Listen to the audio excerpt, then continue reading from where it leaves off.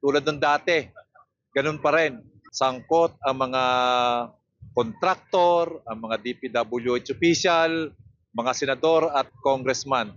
At walang tigil ang korupsyon sa ating bansa. Ang aking panawagan, sana matigil na ito. Sobra na, grabe na ang nakawan sa ating bansa. Hindi dapat nakawin ang buwis ng taong bayan.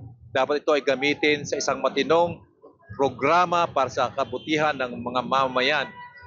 Hindi pwedeng ang kasuhan lamang ay ang mga kontraktor, mga DPWH. Dapat masangkot ang mga congressman at mga senador at ang lahat ng opisyal ng pamahalaan na sangkot dito.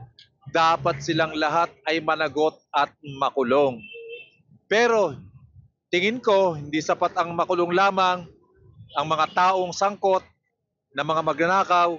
Dapat matigil na ang sistema ng nakawan sa ating bansa.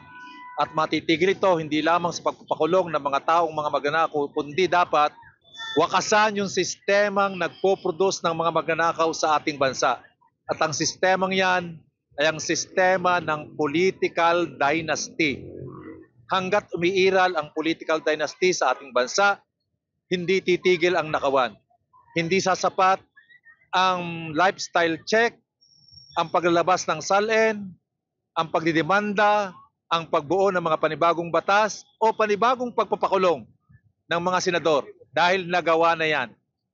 Ang kailangan natin ay wakasan ang sistema ng korupsyon. At ang pagwawakas dyan ay ang pagwawakas sa sistema ng political dynasty na matagal nang iniuutos ng konstitusyon. Ito ang dapat wakasan nang sa ganon, huwag nang sumulpot ang mga magnanakaw sa ating bansa. Itigil na ang korupsyon.